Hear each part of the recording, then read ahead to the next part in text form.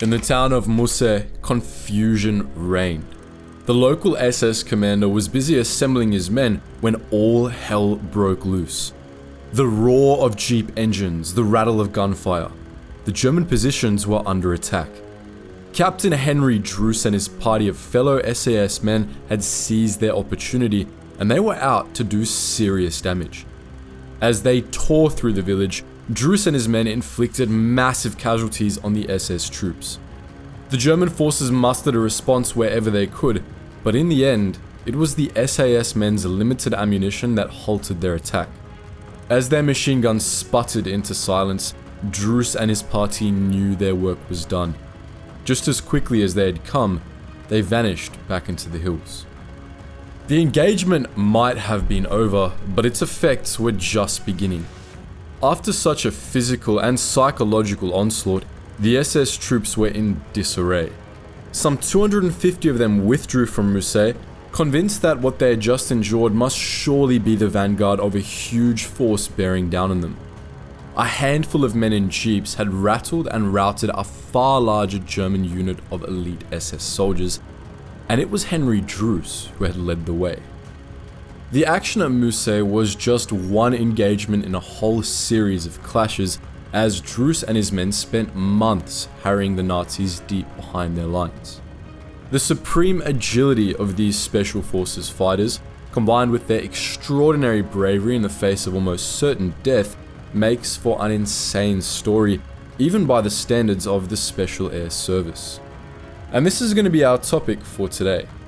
Thanks for joining us. Strap yourself in as we explore Operation Loyton, a daring and extended SAS mission behind enemy lines in late 1944. And as we shine the spotlight on Henry Druce, surely one of the most remarkable soldiers of the entire war.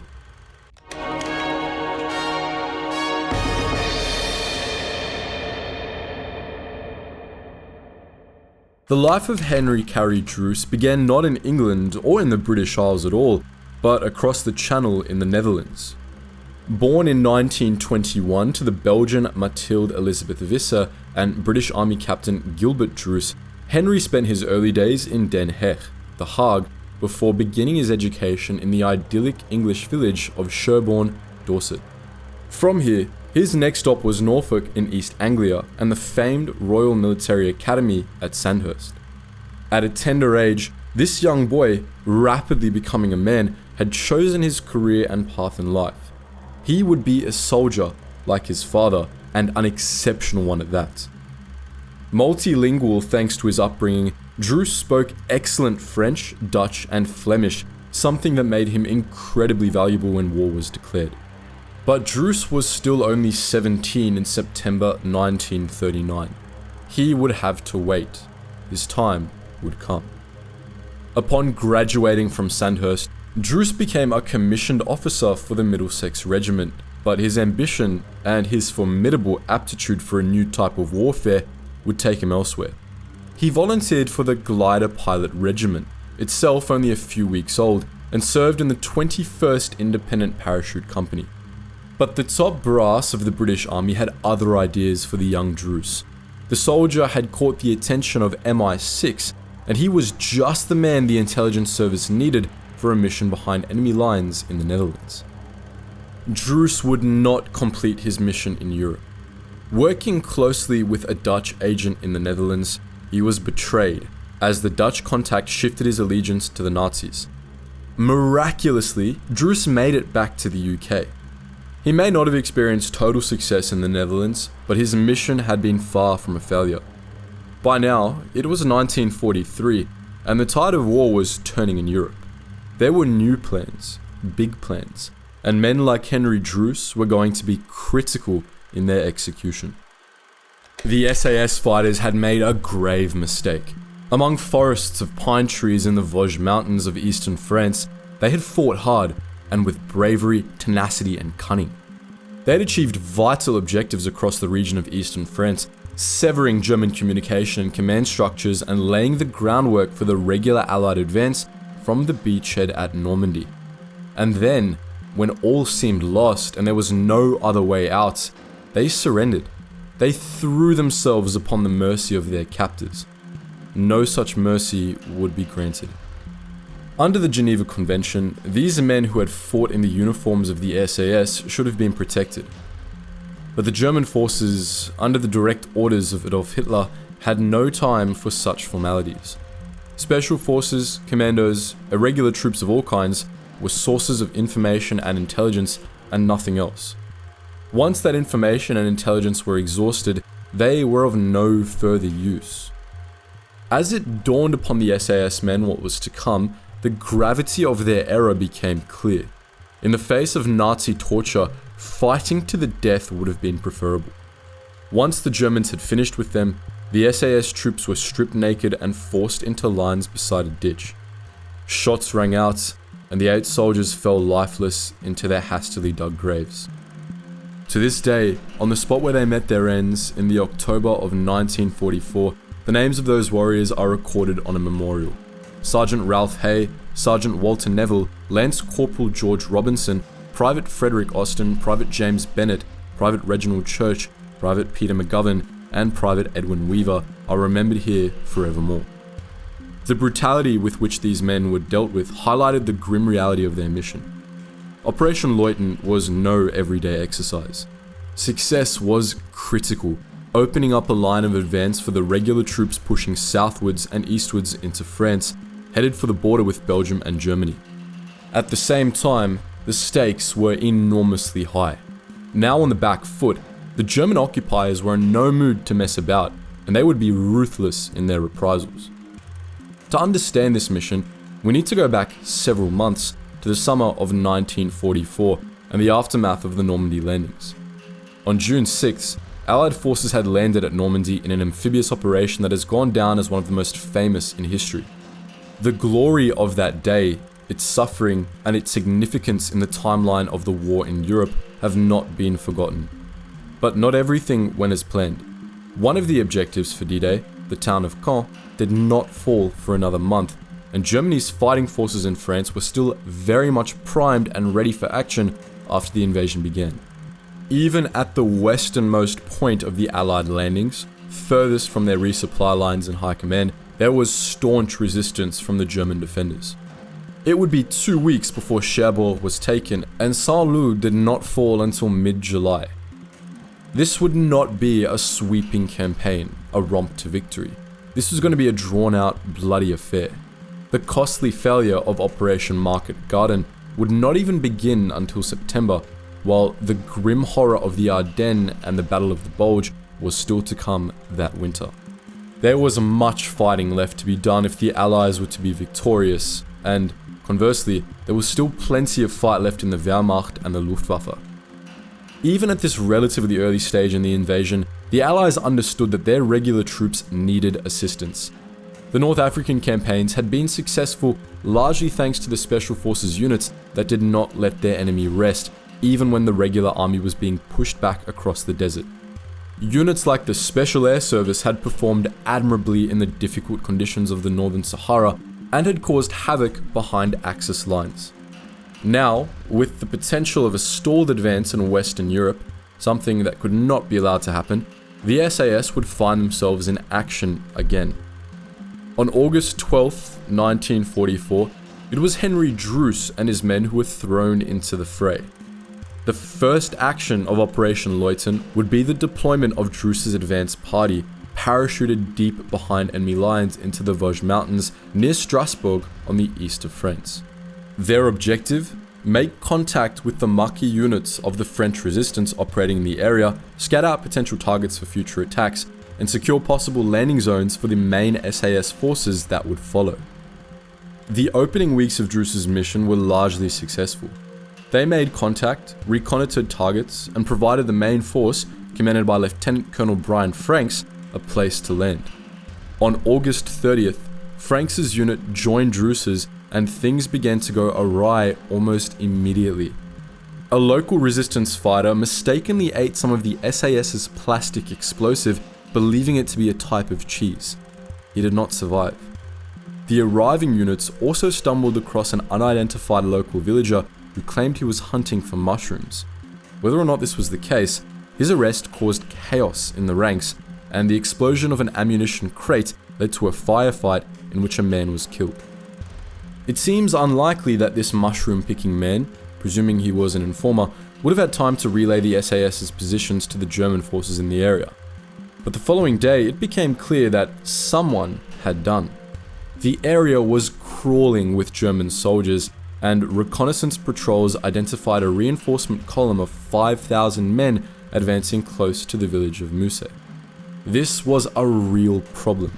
In a flash, the nature of the SAS mission shifted from one of observation and guerrilla assault to simple survival. Druce, Franks, their men, and their allies in the Maquis spent 2 weeks evading German patrols and trying desperately to stay alive. With their base camp compromised and then moved, resupply became almost impossible, and the men were rapidly running out of food and ammunition. And yet still, Druce and his comrades sought out opportunities to attack and inflicted significant casualties on the Germans in the region. An already death-defying mission had taken on an even more lethal hue, but the SAS men were keen to make it a success. This is what brought Druce and his raiding party on that September morning in 1944 to the outskirts of Mousse, ready to raise hell. And raise hell they did, laying waste to German defenses and sowing panic and chaos among their ranks. And then they were off, back into the hills, out of reach of the Germans, many of whom fled in terror. This is what Henry Druce and his SAS men were all about. Hit and hit hard, then get away as quickly as you arrived. Actions like the one at Mousse were helping to tip the balance, at least a little, in the Allies' favour, but the SAS forces had even bigger fish to fry. One of their key objectives was to ravage the German headquarters in the area, breaking down the chain of command and making ongoing hostilities difficult for the Nazis. Acting on the intelligence they had gathered, Druce and his men set about doing exactly this. In that same ultralight, heavily armed jeeps that were parachuted in, struck terror into the heart of the German troops at Mousse, with the SAS party camouflaging themselves in the thick undergrowth by the side of a winding mountain road and waiting to strike. Seconds must have seemed like hours to the men in those jeeps, unsure of whether they were waiting for nothing at all, or worse, about to fling themselves into an ambush. Finally, their target came into view, a Nazi staff car that resembled something like a sleek peacetime limousine designed for a member of the aristocracy. But then, another car rounded the curve into the view of the SAS troopers. It was a second staff car, and then, unbelievably, a third. Druce and his party could scarcely believe the trophies that had fallen into their laps as they squeezed the triggers of their machine guns. Within seconds, the party had eliminated 3 cars worth of German officers, severely hampering the German war effort in the Vosges. Of course, the staff cars weren't alone, but by the time the German infantry had caught up to the scene of the carnage, Druce and his men were long gone. In the east of France, the SAS fighters of Druce and Franks and the men and women of the Maquis were busy whipping up a whirlwind of destruction behind enemy lines, but they were certainly not unopposed. On the opposing side, 2 more key points lays in the drama that was unfolding close to the German frontier. A certain Colonel Erich Isselhorst and his trusted officer, Major Hans Ernst. A veteran of the Eastern Fronts, and now the regional Gestapo chief, Isselhorst had already proved himself as a scourge of resistance fighters in Russia. The colonel had been happy to annihilate and execute partisans and saboteurs in the East, so why should he not do the same thing here? Major Ernst had shown himself to be similarly brutal, signing off on the delivery of some 800 French Jews to the death camp of Auschwitz and deploying almost medieval methods during interrogation sessions. Together, they would launch Operation Waldfest, Forest Party or Party in the Forest, an action designed to root out the SAS operatives, the Maquis fighters, and any civilians who might get in the way. Tragically, it was the civilians who proved to be the easiest target. In Mousse, appalled by the apparent ease with which SAS fighters had routed the German defenders, a specially designated SS punishment squad was set up. The reprisals against the villagers, the majority of whom knew barely anything about the identity or whereabouts of the raiders, were nothing short of horrific. The villagers at Musi were given a choice: speak and go free, or stay silent and suffer the consequences. Astonishingly, they all chose to stay quiet, even under torture, and many were executed. Some of the villagers were more active in their work with Allied forces. One, Madame Ross, had 6 SAS men in her home on the outskirts of the village and refused to hand them over, even when the Gestapo knocked at the door. Another, Mademoiselle Bégueron, acted as a go-between for the SAS and the French resistance during Operation Loyton. Her 80-year-old mother was reportedly captured by the Germans and subjected to humiliation and abuse until she collapsed and died. Druce and Franks did not stand idly by as the Germans unleashed their vengeance upon the local population. On one occasion, Druce and a small team daringly piloted their jeep right into the town square at Musset, where villagers were being rounded up by SS men. The aim was to create enough of a distraction for those arrested to get away. Some did, and as many as 20 SS troops were killed in the chaotic firefight that followed. But large numbers of the villagers were deported to the east, and to certain death. There was another problem. The mission in the Vosges was not supposed to be an indefinite one. The initial idea was that the regular troops would eventually catch up with them, punching through to create an open corridor to the German border. But Allied forces were advancing too slowly. At this rate, the special forces operating in the east would run out of supplies and be dangerously exposed, or they would be killed in battle, captured, tortured, executed. All manner of horrendous fates awaited the SAS men. And for many, this was the reality. Don't forget Hay, Neville, Robinson, Austin, Bennett, Church, McGovern, Weaver, tortured and then shot to death by their captors on October 1944.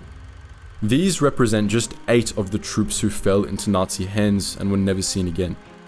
In total, 31 of the SAS men were captured and summarily executed when they should have been kept as legitimate prisoners.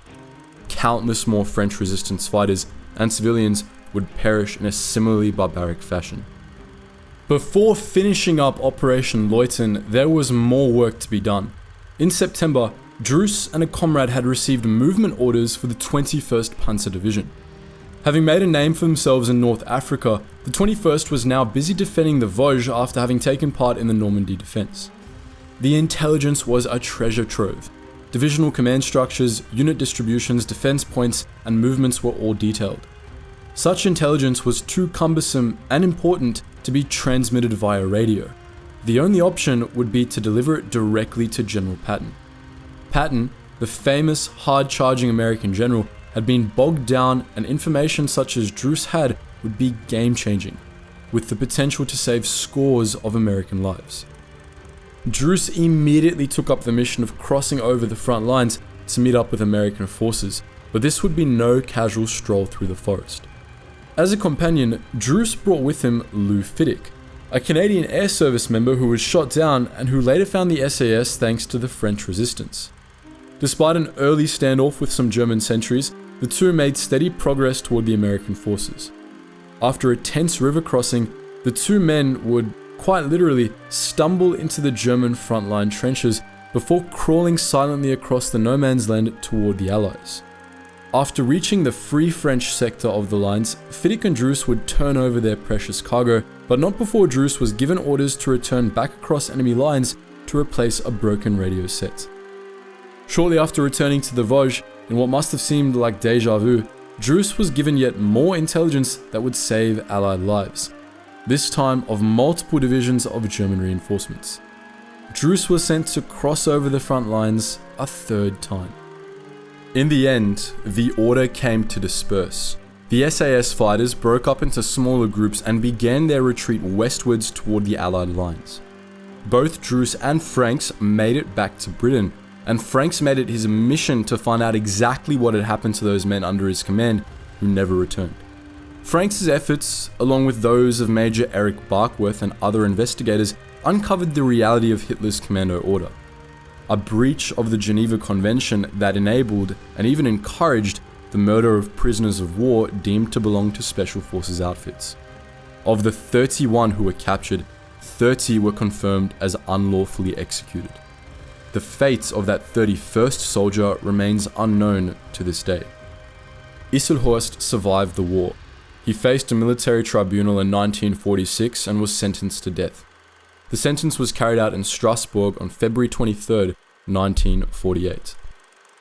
After his experiences in the Vosges, Druce would have been forgiven for taking a few years off, or maybe retiring and living out the rest of his life in peace and quiet. Needless to say, he did not. The war was not over, and there was more fighting to be done. Promoted to Major, Druce rejoined his SAS comrades in the Netherlands, leading a jeep column that harangued and harassed Axis positions even into the final days and weeks of the war. With the war over, Druce returned to MI6, serving in Europe and then in Indonesia.